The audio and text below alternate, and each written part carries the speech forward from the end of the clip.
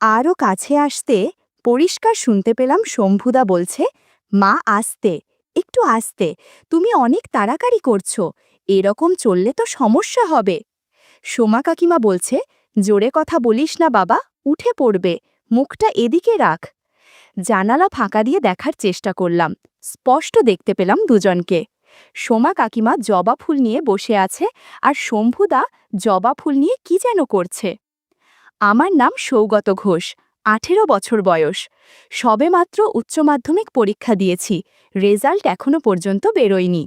আমি পড়াশোনায় একেবারে ভালো নই, আমার আর পড়াশোনা হবে না, তাই ভেবে নিয়েছি পরের বছর থেকে পারিবারিক কাপড়ের ব্যবসাতে নেমে পড়ব। আমার ঠাকুরদা মানে বিমলেন্দু ঘোষ, সবাই ওনাকে বিমল বাবু বলেই চেনেন, আমাদের বাড়ির কর্তা। এত বড় ব্যবসাটা ওনারই, গ্রামে ওনার খুব নামডাক রয়েছে। খুব গম্ভীর আর নিয়ম শৃঙ্খলা পরায়ণ মানুষ। ছোটবেলায় খুব দরিদ্রতা দেখেছেন, তাই কোনো কিছু নষ্ট করা বা বাদ দিয়ে দেওয়াটাকে পছন্দ করেন না। বাড়ির যাবতীয় সব সোনা গয়না কিংবা টাকা পয়সা সব কিছুই দাদার আলমারিতে থাকে। আমরা সব নাতি নাতনিরা ঠাকুরদাকে দাদা বলেই ডাকি। এক কথায় দাদার পারমিশন ছাড়া বাড়িতে একটা পাতাও বাড়ে না। বাড়ির সকলে দাদাকে খুব যেমন ভয় পায়, তেমনি সম্মানও করি। দাদার কথা না শোনার সাহস কারোর নেই।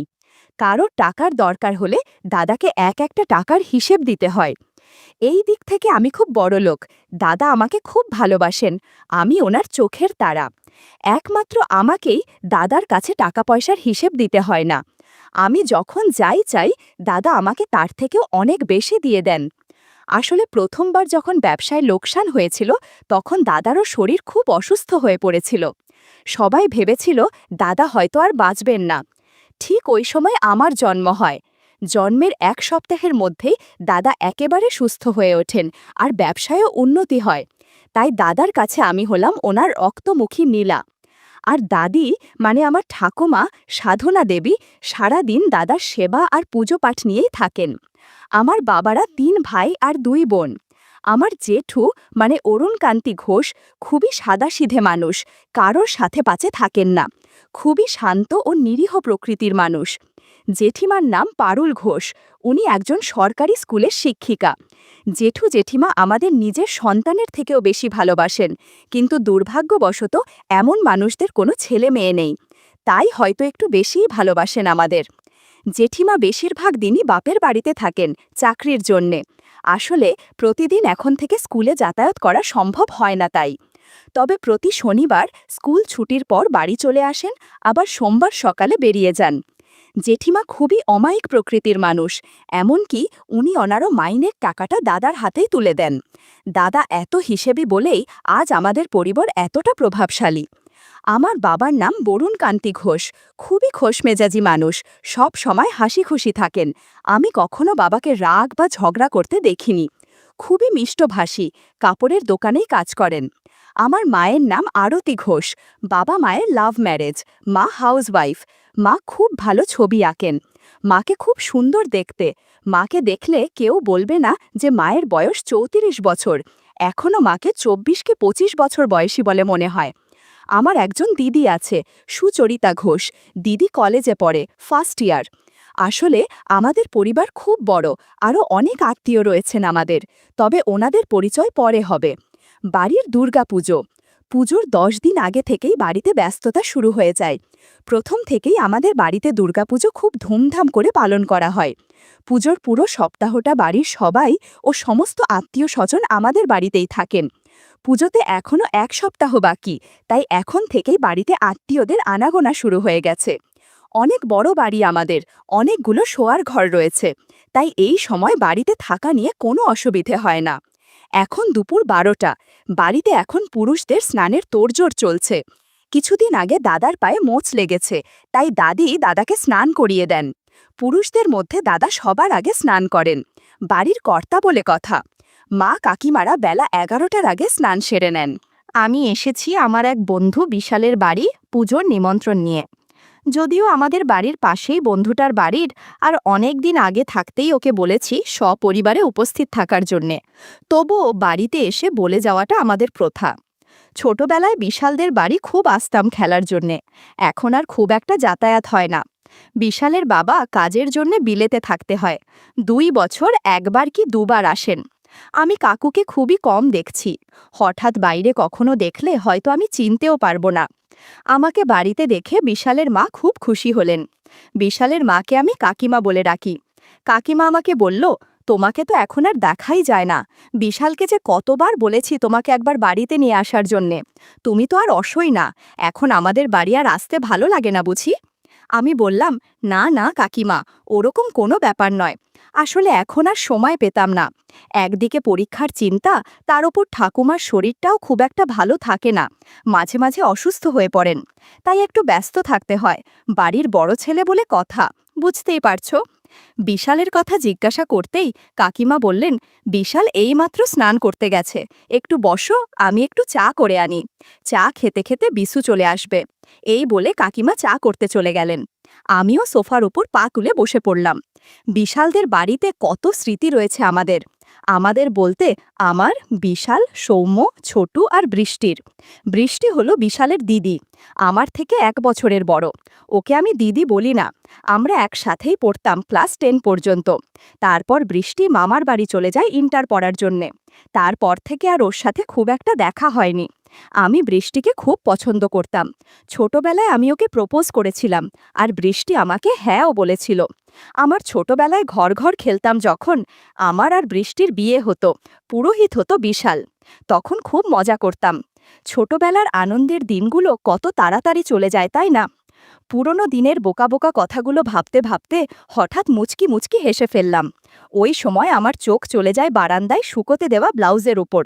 2টো ব্লাউজ রাখা আছে সেখানে। একটা হালকা গোলাপি আর একটা কালো। পাতলা কাপড়ের ফুলের ডিজাইনে বানানো। মনের মধ্যে কিছু অদ্ভুত চিন্তা ঘুরতে লাগিল। এমন সময় কাকিমা এসে বলল, এই নাও চা। চমকে বাম দিকে তাকিয়ে দেখি কাকিমা চায়ের কাপটা টেবিলের ওপর রেখে একটু ইতস্তত করে বললেন, একটু বসো, আমি 2টো বিস্কুট নিয়ে আসি। আমি মনে মনে বললাম, হায় কপাল, কাকিমা কি দেখে ফেলেছেন আমি ওই দিকে তাকিয়েছিলাম? হ্যাঁ, নিশ্চয়ই দেখেছেন, না হলে এমন ইতস্তত বোধ করছিলেন কেন? হে ভগবান, কাকিমা আমাকে নিয়ে কি ভাবছেন কে জানে। এত 7-5 ভাবছি, তবুও মনটা ইমাজিনেশনের কাকিমার ওই কাপড়ের দিকেই আছে। কাকিমার বিস্কুট আনতে এত দেরি লাগছে, নিশ্চয়ই কাকিমা আমাকে খুব খারাপ ভেবেছেন। কি করব কিছু বুঝতে পারছিলাম না। এমন সময় কাকিমা বিস্কুট নিয়ে এলেন। আমি কাকিমার দিকে একবার তাকিয়ে আবার মুখটা নিচের দিকে করে ফেললাম লজ্জায়। কাকিমার মুখের দিকে কি করে তাকাই? কাকিমা চায়ের প্লেটে বিস্কুটগুলো রেখে প্লেটটা আমাকে বাড়িয়ে দিলেন। প্লেটটা কাকিমার হাত থেকে নিতে গিয়ে দেখলাম কাকিমার কাছে 2টো জবা ফুল রয়েছে। আমার চোখটা চলে গেল কাকিমার জবা ফুলের দিকে। কি সুন্দর দেখতে ফুলগুলো। কাকিমা একটা আকাশি রঙের শাড়ি আর কালো রঙের একটা ব্লাউজ পরেছিলেন। কাকিমা খুব ফর্সা, যার কারণে কাকিমাকে খুব মানিয়েছে এই পোশাকে। জবা ফুলগুলো আকর্ষণীয় ও খুব সতেজ মনে হচ্ছে। শুধু মনে হচ্ছিল জবা ফুলগুলো স্পর্শ করে দেখলে ভালো লাগবে। একবার যদি সুগন্ধ নেওয়া যেত তাহলে ভালো হতো। এদিকে লক্ষ্য করলাম কাকিমার চুলে শ্যাম্পু করেছে, আর কিছুটা অগোছালো হয়ে আছেন। আর এভাবেই আমার সামনে একটা চেয়ারে বসে পড়লেন। আমি চায়ে চুমুক দিয়ে এখন ওখান দেখছি, মূলত কাকিমার দিকে না তাকানোর চেষ্টা করছি। কিছুক্ষণ সবাই চুপ।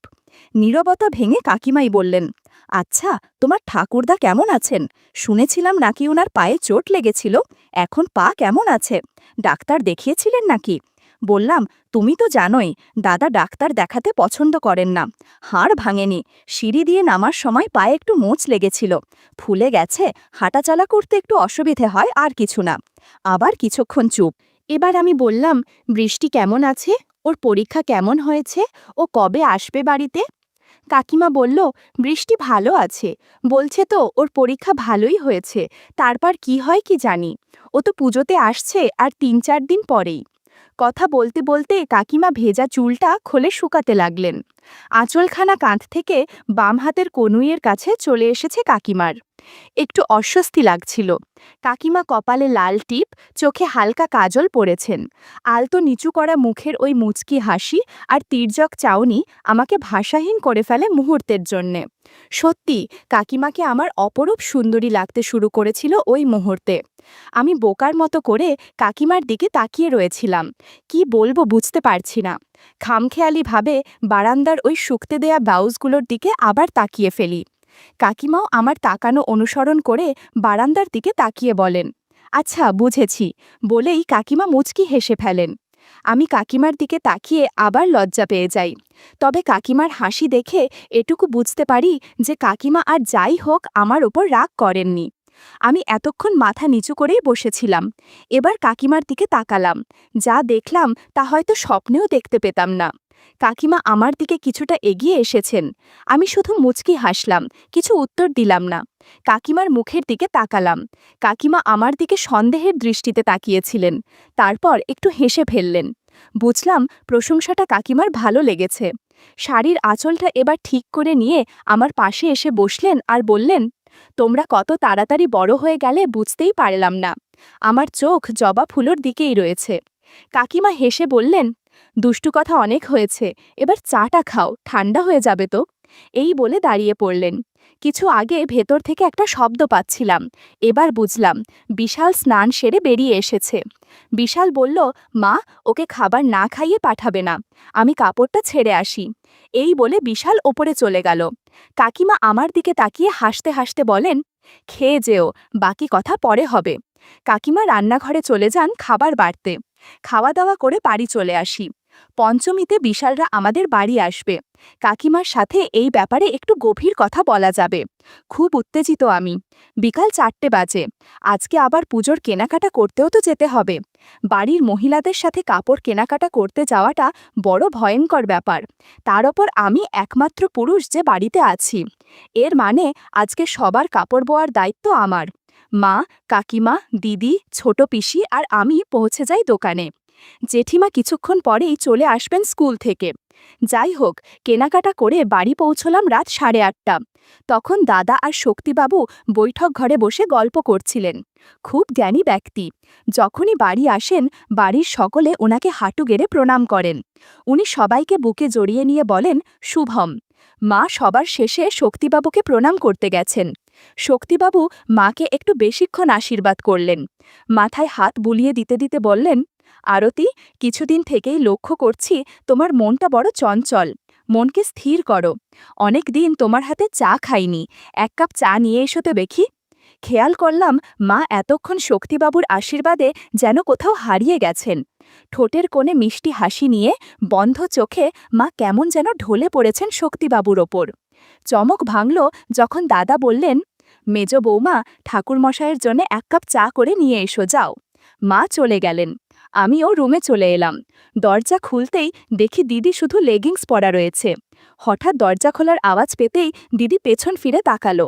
একটু অপ্রস্তুত হয়ে গেলাম। খেয়াল করলাম দিদির কাছে 2টো গোলাপ ফুল আছে। গোলাপ ফুল এখনও সতেন নুইয়ে পড়েনি। বন্ধুরা, তোমাদের একটা কথা বলি।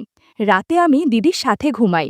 অনেক সময় দিদির অজান্তে ওই গোলাপ ফুল স্পর্শ করে দেখি। যাই হোক, আচমকা ঘরে ঢুকতেই দিদি বলল, তোকে না কতবার বলেছি রুমে ঢোকার আগে দরজায় টোকা দিবি। তুই ইচ্ছে করেই করিস এগুলো, তাই না? বাইরে যা, আমি কাপড় পরি, তারপর তুই আসিস। যা বাইরে। আমি বললাম, বুঝতে পারিনি তুই ছিলি ভেতরে, আমি বাইরে চলে যাচ্ছি। বলেই বাইরে চলে আসলাম। দরজায় টোকা দেওয়ার কথা যে আমি ভুলে যাই তা নয়, আসলে গোলাপ ফুল দেখার জন্যে আর নক না করে সোজা ঘরে ঢুকে পড়ি। বাইরে কিছুক্ষণ অপেক্ষা করার পর দিদি বেরিয়ে গেল। যাওয়ার সময় আমার দিকে কটমট করে দেখে গেল। আমি আর কোনো কথা না বাড়িয়ে রুমের ভেতরে গিয়ে কাপড় পাল্টে নিলাম।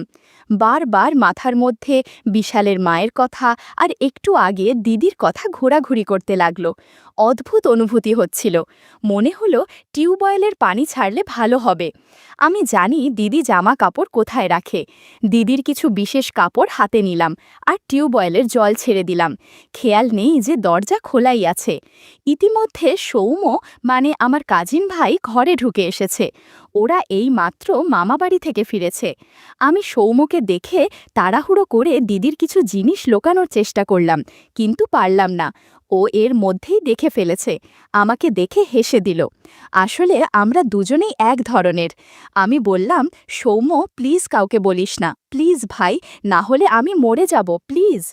সৌম বলল, আরে না রে, এসব কথা কাউকে বলা যায় নাকি? আমি কাউকে বলবো না, তুই চিন্তা করিস না। কিন্তু তোর কি মাথা খারাপ নাকি? ওটাতে জল ফেললে দিদি বুঝতে পারবে, তখন কি করবি তুই? আমি বললাম, আরে কিচ্ছু হবে না, এসব কি তুই ভাবিস না।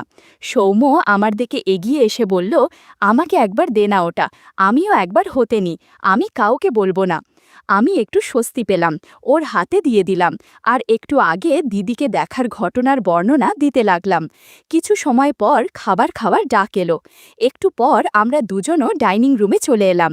দুজন পাশাপাশি বসলাম, ঠিক দিদির সামনেই। আমাদের টেবিল চেয়ার আছে খাওয়াই ঘরে, কিন্তু দুপুরে আর রাতে ঠাকুরদা মেঝেতে বসেই খেতে পছন্দ করেন, তাই আমাদের নিচেই বসতে হয়। আমরা সবাই একসাথেই খেতে বসি। মা, কাকিমা আর জেঠিমা সবার পরে খান। একদিকে মা ঠাকুরদাদের খাবার বেড়ে দিলেন, অন্যদিকে সৌম্যর মা মানে আমার কাকিমা আমাকে খাবার দিচ্ছিল। লক্ষ্য করলাম এখানেও কাকিমার কাছে বড় আকারের জবা ফুল রয়েছে। অজান্তেই জবা ফুলের দিকে চোখ চলে যায়, এক দৃষ্টিতে জবা ফুলের দিকে তাকিয়ে আছি। হঠাৎ খেয়াল হলো আমার পাশেই তো বসে আছে সৌম্য। খুব খারাপ হবে যদি ও জানতে পারে যে আমি ওর মায়ের কাছে রাখা জবা ফুলের দিকে তাকিয়ে আছি। চোখ সরিয়ে আনলাম। কাকিমা এবার সৌম্যকে খাবার দিতে গেলেন। তাড়াতাড়ি খাওয়া শেষ করে আবার একবার ভাত নিয়ে আসতে বললাম, কিন্তু এবারে মা ভাত নিয়ে এলো। মনটা খারাপ হয়ে গেল। আমাকে ভাত দেওয়ার পর মা ঠাকুরদাকে ভাত দিতে গেলেন। একবার ঠাকুরদার দিকে এক ঝালক দেখলাম। মা ঠাকুরদাকে ভাত দেওয়ার জন্যে ঝুঁকেছিলেন। আমি স্পষ্ট দেখলাম ঠাকুরদা সোজাসুজি আমার মায়ের দিকেই দেখছেন। আমি ভুল হতেই পারি না, আমি পরিষ্কার দেখছি ঠাকুরদা একবারও চোখ সরাননি। কিছুক্ষণ পরে ঠাকুরদা আবার তরকারি চাইলে যখন মা দিতে আসেন, তখনও দেখি ঠাকুরদা আবার মায়ের দিকেই দেখছেন। কেমন জানি মনে হলো মাও ওটা লক্ষ্য করেছে, কিন্তু তবুও মা ইচ্ছে করেই যেন ঠাকুরদাকে বেশি করে দেখার সুযোগ করে দিচ্ছিলেন। আমার খুব রাগ হচ্ছিল, আবার খুব অদ্ভুত লাগছিল। আমাদের এই বাড়িতে কেউ না কেউ কারোর ওপর দুর্বল। যাই হোক, খাবার শেষ করে রুমে চলে এলাম। দিদি আমার আগেই রাতের খাবার শেষ করে চলে এসেছিল, এখনও ঘুমিয়ে পড়েনি। কাল থেকে সৌম্য আমাদের সাথে ঘুমানোর কথাটা দিদিকে বললাম। দিদি বেশি কিছু বলল না, শুধু ঠিক আছে বলে মোবাইল ঘাঁটতে শুরু করে দিল। 2 ঘন্টা পেরিয়ে গেছে, আমার খুব ঘুম পাচ্ছিল, তবুও আমি জেগেই আছি, শুধু সুযোগের অপেক্ষায়। কিন্তু দুর্ভাগ্য, দিদি মনে হয় আজকে আর আমার আগে ঘুমাবে না। আমারও জেদ চেপেছে। ঘুম কাটানোর জন্যে রুমের বাইরে টহল দিতে বেরিয়ে এলাম। ঠাকুরদার রুমে আলো জ্বলছে। এখন ঠাকুমা ঠাকুরদার হাতে পায়ে তেল দিয়ে মালিশ করছে। বাবা আর মা ঘুমিয়ে পড়েছে। রুমের আলো বন্ধ, কোনো সাড়া নেই। বাড়ির প্রায় সবাই ঘুমিয়ে পড়েছে। বারান্দায় এসে দাঁড়ালাম। সামনে শম্ভুদার রুমে আলো জ্বলছে মনে হয়। ভরত কাকু, সোমা কাকিমা আর শম্ভুদা আমাদের বাড়ির সামনের গেস্ট হাউসে থাকেন। শম্ভুদা প্রতিদিনই অনেক রাত পর্যন্ত জেগে থাকে। বাড়িতে মনে হয় সবার শেষেই শম্ভুদা ঘুমাতে যায়। ভাবলাম দিদির ঘুমাতে ঘুমাতে আমি শম্ভুদার সাথে একটু গল্প করে আসি। এদিকে ভরত কাকুর নাক ডাকার আওয়াজ পেলাম। অঘোর ঘুমে মগ্ন আছে। ভরত কাকু খুব জোরে নাক ডাকে। আমাদের বাড়ি থেকেও ওনার নাক ডাকার আওয়াজ শোনা যায়। শম্ভুদার রুমের কাছাকাছি এসে পৌঁছাতে ফিসফিস করে কথা বলার আওয়াজ শুনতে পেলাম। শম্ভুদা আর সোমা কাকিমা কথা বলছে। আরও কাছে আসতে পরিষ্কার শুনতে পেলাম। শম্ভুদা বলছে, মা আস্তে, একটু আস্তে, তুমি অনেক তাড়াতাড়ি করছো, এরকম চললে তো সমস্যা হবে। সোমা কাকিমা বলছে, জোরে কথা বলিস না, বাবা উঠে পড়বে, মুখটা এদিকে রাখ। জানালা ফাঁকা দিয়ে দেখার চেষ্টা করলাম। স্পষ্ট দেখতে পেলাম দুজনকে। সোমা কাকিমা জবা ফুল নিয়ে বসে আছে, আর শম্ভুদা জবা ফুল নিয়ে কী যেন করছে। এদিকে সোমা কাকিমা শম্ভুদার থেকে একটা লাঠি নিয়ে অদ্ভুত আচরণ করছে। একটু পর লাঠি নিয়ে ইঁদুরের ঘরে দিয়ে দিল। আমি শুধু অবাক হয়ে দেখছিলাম তারা কি করে। মনে হচ্ছিল তাদের গিয়ে সাহায্য করি, কিন্তু গেলাম না, ওভাবেই দাঁড়িয়ে রইলাম। মনে সাহস জুগিয়ে দরজার সামনে টোকা দিলাম। সাথে সাথেই ভেতর থেকে ধরপড় করার আওয়াজ শুনতে পেলাম। বুঝতে পারছি সোমা কাকিমা তাড়াতাড়ি ঘর গোছানোর চেষ্টা করছে। শম্ভুদা জিজ্ঞাসা করল, কে বাইরে? আমি বললাম, শম্ভুদা, আমি গো শম্ভু। শম্ভুদা বলল, এত রাতে এখানে কি করছিস? আমি বললাম, শম্ভুদা, আমি সব জানি, তুমি আর সোমা কাকিমা কি করছো, দরজাটা খোল না প্লিজ। কিছুক্ষণ একটু চুপ থাকার পর সোমা কাকিমা দরজাটা খুলে দিলেন। আমি ভেতরে ঢুকে এলাম। দরজাটা বন্ধ করে দিলেন আবার। সোমা কাকিমা শুধু শাড়ি জড়িয়ে আছেন। শম্ভুদা গায়ে চাদর ঢাকা দিয়ে শুয়ে আছে। সোমা কাকিমা ফিসফিস করে বললেন, আস্তে কথা বলো, না হলে তোমার ভরত কাকু উঠে পড়বেন। আমি বললাম, আমি তোমাদের সাহায্য করার জন্য এসেছি, প্লিজ আমাকে ফিরিয়ে দিও না। সোমা কাকিমা বলল, ঠিক আছে, তুইও আমাকে সাহায্য কর, একা কাজ করে পেরে উঠছি না। এরপর সাহায্য করতে শুরু করলাম। বন্ধুরা, ইউটিউবের কড়া নিয়মের কারণে এসব ঘটনা সরাসরি বলা যাচ্ছে না। তোমরা কমেন্টে দেয়া লিঙ্ক থেকে আমার ওয়েবসাইট ভিজিট করো, সেখানে একদম মনের মতো গল্প দেয়া আছে যেগুলো ইউটিউবে পাওয়া যায় না। ঘণ্টাখানেক পর সবাই ক্লান্ত, গোছানো ঘরটা কেমন অগোছালো হয়ে গেছে। একটু পর সোমা কাকিমা আমাকে বাড়ি ফিরে যাওয়ার জন্য বললেন, না হলে সবাই সন্দেহ করতে পারে। আমিও তাড়াতাড়ি ঘরে চলে এলাম। বারান্দার কাছে এসে দেখলাম শম্ভুদার রুমের আলো বন্ধ হয়ে গেছে। আমিও রুমে ঢুকে ঘুমিয়ে পড়লাম। আমাদের এই একান্নবর্তী পরিবারে এরকম ঘটনা হওয়ার হামেশাই ঘটত, যা কেউ বুঝত না।